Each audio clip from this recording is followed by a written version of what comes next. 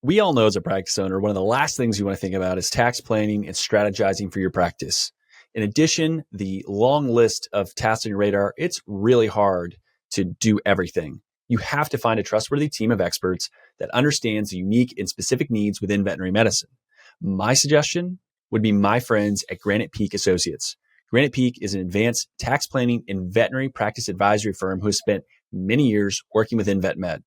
Their team works year-round to make sure you're able to maximize your profitability while also minimizing your liabilities. Whether you're in the process of purchasing a practice, looking to grow your practice, or transitioning towards the sale of your practice, they are the experts to help guide you through. What makes them different than other firms is their devotion to proactive tax planning. By thinking into the future and creating long-lasting relationships with their clients, Granite Peak can help minimize the amount of taxes paid over the course of many years to come. Head over to their website, granitepeakcpa.com, to receive a personalized comparison of your practice financials against over 140 other hospitals that they've worked with. You'll be able to see how your practice ranks, where you stack up, and where the opportunities are to get better. From there, you can schedule a one-on-one call with one of the members of their team to review and analyze your results. The opportunity speaks for itself. You need someone on your side. Granite Peak Associates is that team. Take advantage of their innovative expertise within the veterinary industry. Discover the nation's fastest growing practice management software. Who, you might ask? It's my friends at Shepherd Veterinary Software. Founded by a practicing veterinarian, Shepherd is easy to learn and works the way you work. Shepherd automatically updates the medical records, adds services to the invoice, generates discard instructions, and so much more. It's time to bring home more stories and less stress. Learn more today at www.shepherd.vet. Recruiting team members in your veterinary practice has never been this hard. You can either bury your head in the sand and hope it goes away or adapt. Enter Guardian Vets. By leveraging best-in-class technology, you can empower your staff and reduce their workload. Help reduce burnout. You also provide a better experience for your clients and patients, which you want to do as you serve them. The solutions Guardian Vets offers includes after-hours triage, virtual CSRs, that know your team and processes, telemedicine, and so much more. Become the employer of choice in your area by offering the best tools to position your team for success. Whether you're starting a de novo, clinic, multi-doctor, or multi-location, Guardian Vets can help you be more efficient and effective. Go to their website, guardianvets.com, click the Get Started button, then let them know that I sent you, right? Let them know the Vet Success Podcast sent you. Get 50% off your first month. Don't let another quarter or year happen before you start making changes, because you know you need to. So talk to the Guardian Vets team today and implement a new solution. Hi, everyone. Welcome back. And really excited to continue with today's show. And it's one that's kind of been on my heart and mind that I wanted to chat through. And it's come up with, a handful of different conversations that I've seen from, DMs or just conversations with folks around. Have a really interesting guest that's going to be coming. It'll be the first anonymous podcast with a veterinarian that is doing their own thing, but has some thoughts, some opinions on specific topics, and they want to kind of keep their anonymous nature. And really cool how the world works and how people can find each other. So this person found me on Twitter, searching for veterinary podcast, new owner, and has gotten some good resources from the podcast, and will be coming on and sharing a lot of stuff. I think anyone that is thinking about ownership, new to practice ownership, will really love. Wildly interesting individual, lots of good insights. So excited about that. There's been a lot of guests that I've had like earmarked, really wanting to come on the podcast, had commitments, and just cannot get it for the life of me to get scheduled, which has been frustrating, but such is life, and we'll get there. But that aside, definitely want to talk about partnerships, business partnerships in general. And it's something that obviously I'm familiar with. And you think about, going out on your own. Let's say you work for a corporate entity or you work with a private practice, but like, hey, this isn't for me. I'm not going to be able to own here. Or I need to do something different. But it's intimidating. And I've had some conversations with people, whether it's, I feel like I need to have business partnerships for some additional capital to inject in it. Maybe my skill set is great, but I don't want to do this element and this other person can help me. You can think about partnerships from someone that could be, a practice manager. It could be an outside person. The recent episode I did with Phil Zeltzman, he joked like, hey, Isaiah, why don't you, own some in a veterinary hospital or clinic? I was like, I don't know. I've never been asked. Like, yeah, that would be really cool. I would love to be able to do that sometime in the future. And maybe that will be the case. But the business partnership can come in a lot of different forms and factions. It doesn't have to be someone that's going to be a carbon copy of what you do. Maybe that works, but I'll get into it. So when you think about, hey, you want to own, the process is intimidating. That's normal. I think you'd be a little bit of a psychopath if you're like, yeah, it sounds easy. Like it's going to be a walk in the park. It's hard. Business ownership's hard. Being an associate's hard. Doing anything is typically hard. Life sometimes is hard, right? You're never going to know everything ever, ever, ever. You'll never be completely prepared to do it ever. That's true to the day you die. You just have to go and execute and do the best that you can and make progress. And you'll learn a ton by doing versus just listening to this episode or reading a book or going to a conference or whatever. Like some of it you just have to learn by doing. The goal would be minimize the mistakes by learning from others, right? And that's why you're here listening to this specific episode. And I do have extensive experience in running a business, having a partnership. I've seen these work exceptionally well with some people, and I've seen them blow up and, kind of going through that messy divorce. I've gone through that, and the divorce process is painful and it can be expensive, especially if you were forced out, let's say, and didn't have a paycheck for months and now have 5 figures in legal bills, hypothetically, of course. Not that I would know what that's like, but it's something that you have to be prepared for and mentally just be like, hey, I've survived 100% of the worst days of my life. You will get through it. It'll be fine. Trust me, it will. And I've had even an old client who had a wonderful relationship, partnership, good friends, mentioned that they had a major falling out. They were going to dissolve. I was actually shocked and pretty disheartened, candidly, hearing this. It is sad. And I'd spent time in the hospital, met both of the owners, their spouses, the team, chatted with lots of the team, and always had a great feeling and vibe that they had really figured it out, like how to operate together, complement each other. Both were doing great things. And it stinks to hear these stories. It's sad, right? Because it's a really great thing that they had going and something changed. And all that being said, I do firmly believe that business partnerships can be a thing of beauty and help overcome, the things that maybe you or I we aren't set up for. Like there's plenty of things, Lord knows, that I can't do well. And I need some help with that. And I think that's where you try to find someone that's complementary to the skill set you have. That's great. You can be better. And there's some really good quotes.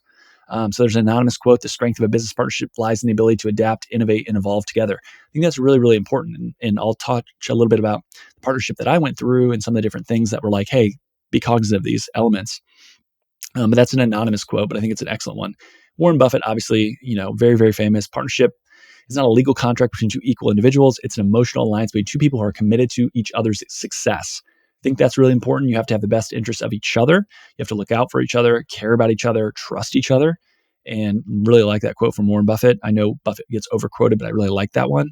Janae Ogg and Joe Foster, who are both entrepreneurs. Just one great partnership with the right person can have an incredible impact on your business success. I would agree with that. If you can, kind of join forces, you can do a lot of great things. I think veterinary medicine is ripe for this, especially as people realize I don't want to be tied to this thing 60, 50, 70 hours a week. Like, the older demographic and crowd. Like you can have a really nice business, have a great business partnership, and not be attached at the hip to the hospital or the clinic all the time. And I think that's where a business partnership can come into play. The partnership could be something like, Dr. Keith True that's come on, some sort of like joint venture where you have some support. I think those are really interesting models. There's other, folks doing something similar, but like those are interesting to me. That's a business partnership as well. And so all these things apply regardless of what you're looking for. And I've said a business partnership is like a marriage, but they need to be entered unlike a marriage in my mind. A marriage should be gone into believing and knowing that it's a relationship you will defend and work on until the day you die. It's ordained by God for a man and a woman. It's different for a business. I think prenups are a horrible idea for a marriage. I think for a business marriage, the idea of a prenup or strong legal foundations and documents, really, really important. It's, what happens if and as something goes wrong, goes sideways.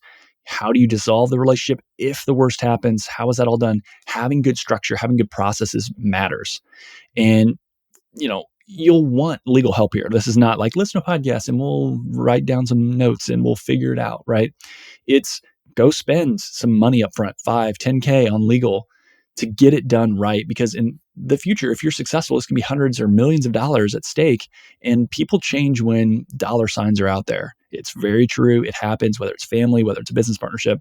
And I've harped on this time and time again. The Partnership Charter by David Gage, which is a book you can buy on Amazon for $10. Very, very, very good read, easy read, work on it together with this potential business partner.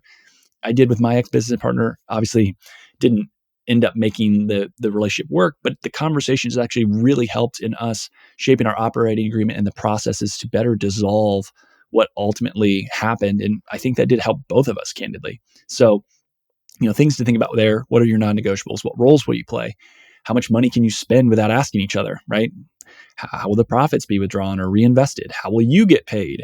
How do you vote on big decisions? What if you don't agree?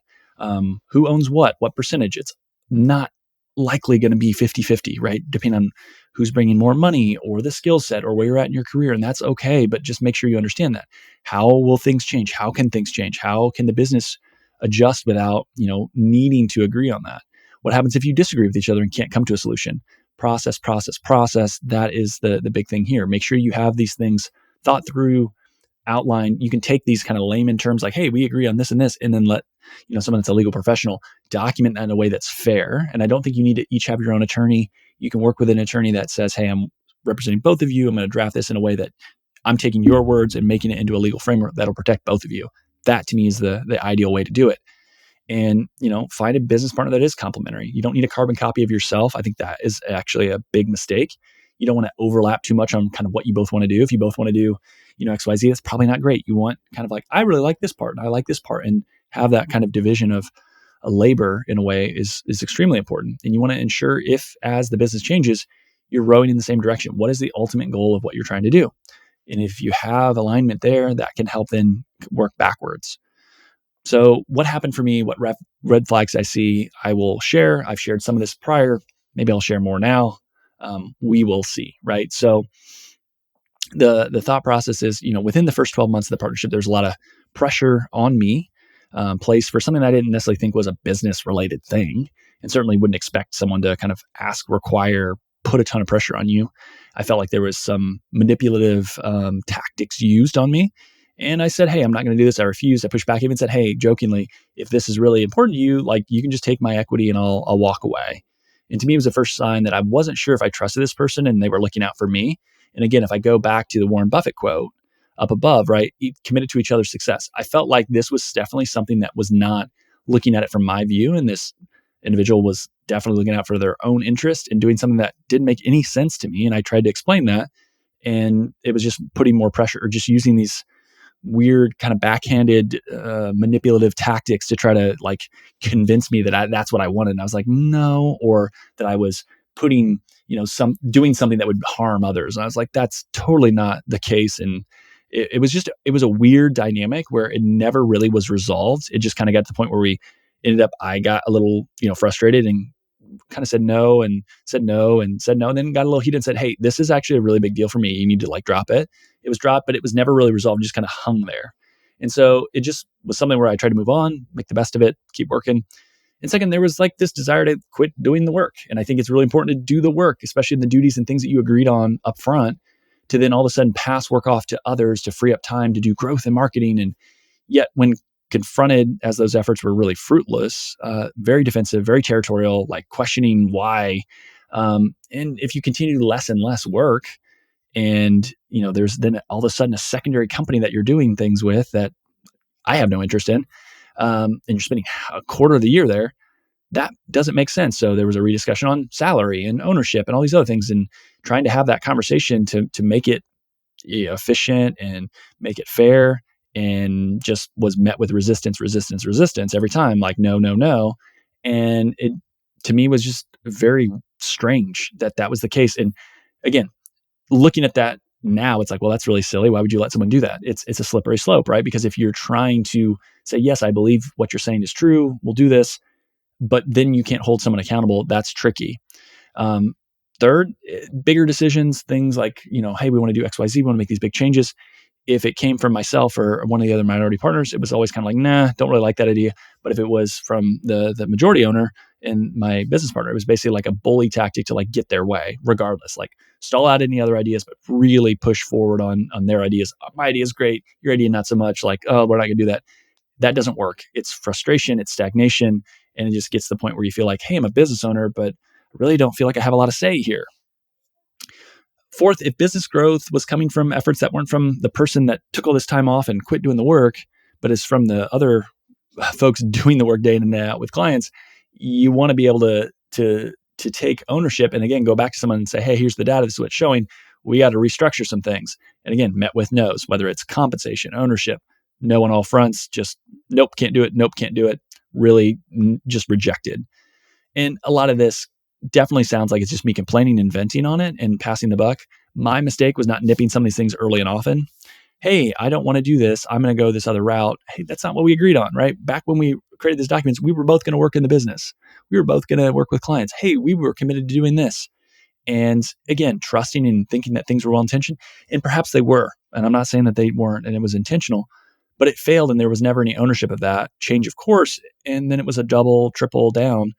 And it was an overpromise, underdeliver over and over and over again. So at some point, you have to have from a business partnership a way to hold each other to account. And I felt like in my relationship there, it was never able to be done. There was no ownership on mistakes.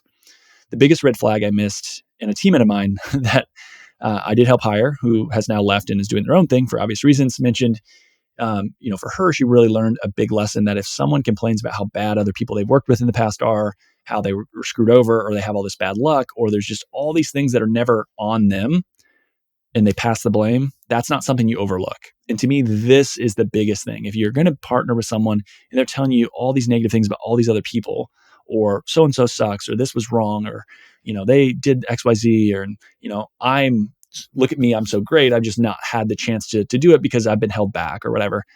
Everyone makes mistakes and you have to be able to admit wrongdoing and correct it. The idea of no accountability, no true ownership of something, that's a huge character flaw. It doesn't matter how talented someone is, you cannot work with that person. It will only end up going up in flames. That's what happened with me. You got to have someone that can take ownership. So I think partnerships are and can be a huge unlock to help growth, much quicker, offload some of the burden, give you the ability to take some time off, get away. Like those are all important. I think about, from a family perspective, having our second child with a business partner, I was able to take some time away, maybe not as much as some people, but again, being able to do something versus if it was only me, it's really difficult to do. But it can also go down in flames and be a hot mess. So choose wisely. It's not always, yes, this is great, or no, it's always bad. Work through things. Don't rush into it, I think, is the biggest thing. Go through that book, have conversations, have hard conversations up front with someone. And depending on how you know them and how long you go back, I think that's another big thing is you want to spend a lot of time around that person before you jump into something. And it sounds like I just, met someone and jumped into business.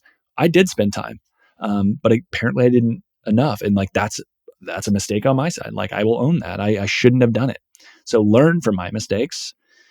And that being said, Pinpoint was the last episode on this podcast, and Bobby came on and chatted and showed a lot of awesome information. And so if you haven't checked out that, please do. I think it'll be wildly successful both in veterinary medicine, dentistry, and optometry. But it was started because we saw the need in vet med, to be candid.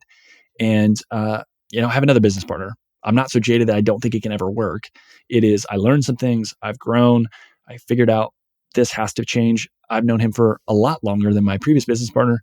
And for me, he gets it. And I think from a personality perspective, skill sets, what we bring to the table, it's much more complementary. He's definitely exceeded any expectation of someone that you can partner with and work with that actually cares genuinely and wants to do it the right way. So that to me is really, really important. And I'll leave you with another quote. It's from Andrew Carnegie, who obviously is very, very famous, right? Industrialist, philanthropist, just huge with the kind of the growth of the big business in the United States. So no person will make a great business who wants to do it all themselves or get all the credit. And I think that's important. If the person wants to be, on the front of the magazine, on all the podcasts, on, every award, and if that's their main driving factor, that's another red flag. Again, it should not be about what you accomplish. It should be hey, what is our business? What do we do together? How do we best provide value? If that's the driving motivation, that's fantastic. So remember, as a business partnership, there is sacrifice. It's not all about you, which reminds me a little bit of a marriage, candidly. So there are those analogies that work with that. Enjoy it. Take care. And if anyone has questions as they're going through this or thinking about starting their own business, I am always happy. Reach out to me on an email, Isaiah@veterinarysuccesspodcast.com, Instagram, which I don't always check, Facebook, LinkedIn, however you want to reach out and just want to chat through questions or ideas. I'm happy to do that, right? I'm an open book. I'll share as much as I can. give you details on stuff, share documents of just ideas that I've come up with or had conversations with. But again, I will always um, do that in a confidential way. I'm not going to share like, hey, I talked to Isaiah over here and hey, this is what he's doing, right? It's like, hey, so and so maybe is thinking about this. Have you thought about that? And those are the ways that I want to be able to help. And so hopefully this podcast can be helpful, prevent somebody from getting into a bad partnership or ensuring that they're in a good partnership and not being too scared to just do it. And regardless of what happens, you've survived 100% of the worst days of your life. If you get in the bad business partnership, try to make the best of it that you can, but at some point you had to rip the Band-Aid off and move forward because you're just going to be stuck and you're going to resent that person, and that's not fair to anyone. So with that, have a really great interview coming up, have some other good things cooking that I want to share with you all. And look forward to getting back into the swing of things and being a little bit more consistent. Again, I know I keep saying that. It's been a little bit of a struggle as we get into fall, but I think we'll have a lot more good content. So as always, reach out, let me know what you think, and talk to you soon. All right. So there are a lot of great job postings that I want to get to. And so we're going to start off with Bayside Hospital for Animals. Great work-life balance in beautiful Fort Walton Beach, Florida. No weekends, Monday to Friday, 8 to 5, no on-call or emergencies. It's appointment only here. Currently a 2.5 doctor practice, new owner in 2021, bringing some fresh life into the hospital. The new owner had been there for 6 years prior working, so definitely understands the team, the processes, and the community. Lots of investment in people and new equipment. ProSal is the pay structure. Far too many benefits for me to list. Email BaysideVet251@Yahoo or call 850-864-1857. Join a thriving, growing small animal practice in Vermont on the Quebec border. Full-time ideal, part-time is considered. The idea is to start with yes with the team, patients and clients, and outdoorsmen or outdoor woman's paradise while being able to practice high-quality medicine. Compensation is write your own structure within production capabilities. Literally, it is the owner wants to find the right person and is happy to negotiate, chat through, and find the right fit. If you want autonomy and a boss that enjoys teaching, reach out to Newport Veterinary Hospital. You can email newportveterinaryhospital@gmail.com. North Central Indiana, looking for an oasis in the chaos. You know, who isn't, right? Come join the amazing team at Fulton County Veterinary Clinic. They strive to foster a fun, fast-paced work environment while providing quality patient care. They utilize the support staff efficiently so that the doctor is available to practice medicine and do what you're trained to do in less time and paperwork, which is great. Lots of investment in new equipment and technology to support you, full-time or part-time available. Small animal and exotics are both seen there, so no ER. No on-call, no weekends, competitive salary with sign-on bonus offered, and far too many benefits to list. Go to Fulton County Veterinary Clinic. So type that in and you'll find the job posting there. Last but not least, join Watertown Animal Hospital. Personable, small animal veterinarian wanted for well-established current 5-doctor mixed animal practice in northern New York, which is an outdoors person's paradise. Again, 2 of those. So if you like the outdoors, you can look at Vermont or New York. They have plenty of support staff with 6 CSRs, 6 licensed technicians, 4 animal caretakers, 2 technical assistants, a hospital assistant, a practice manager, and a bookkeeper. Focuses on mentorship and investment on the people and the technology. That's been a strategic initiative by the leadership team. No on-call, 24-hour ER less than an hour away. Salary based on experience, but no less than $95,000. Can be straight salary, pro-sal considered. Want to discuss that with the right person. Tons of benefits. Again, too much to list. Please reach out to WatertownPetCare.com for that option as well. So again, if you find a role or a job or talk to anyone and it helps you in any way, I would love to hear that feedback. So please reach out. Let me know what you're able to do. And I will continue to post these. So if you are an owner, reach out to me, let me know. And we'll go from there. And until I hit a capacity of I can't keep recording these, I want to let people know who are high quality owners around the country looking for great help. So with that, we'll talk soon. Thanks for listening to today's show. The comments made on today's show should not be taken as investment, tax, or legal advice. All comments are for educational purposes only. You should talk to your professional team before implementing anything. If you want or need financial advice, my day job when not podcasting is helping veterinarians grow their net worth. Our team is taking new clients, and we are ready to talk to you at any stage of life. Come as you are. I always say, bring the mess, right? Like if things are unorganized, that's okay. There's no prerequisites to become a client. Isaiah Douglas is a partner at Vincier Wealth Management. Isaiah is a registered investment advisor, registered with the SEC. The biggest compliment you can give me in the podcast is to share it with a friend. Reviews help the show get found, and Apple Podcast is the platform that is predominantly used for people listening to the show. If you have 3 minutes, love the show, head over to Apple Podcasts, give us an honest rating and review. It helps more people find the show. Also, the new YouTube channel is up, and I'd love to have you subscribe. Vainly, I want 100 subscribers at least. Lots more, obviously, right? But I get a vanity URL if we get to 100. That would be great. It makes it easier to find the YouTube channel as well. For all of today's links, information, head over to the veterinariansuccesspodcast.com. There you can subscribe to your favorite podcasting platform.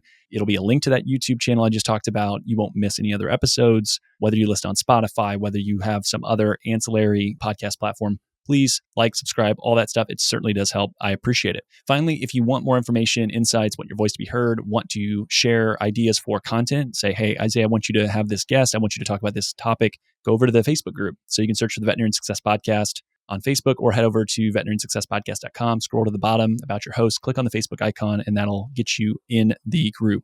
But thank you so much for listening. It means a lot to me to be able to see the podcast grow and continue to impact people. So with that, until next time, we'll chat soon.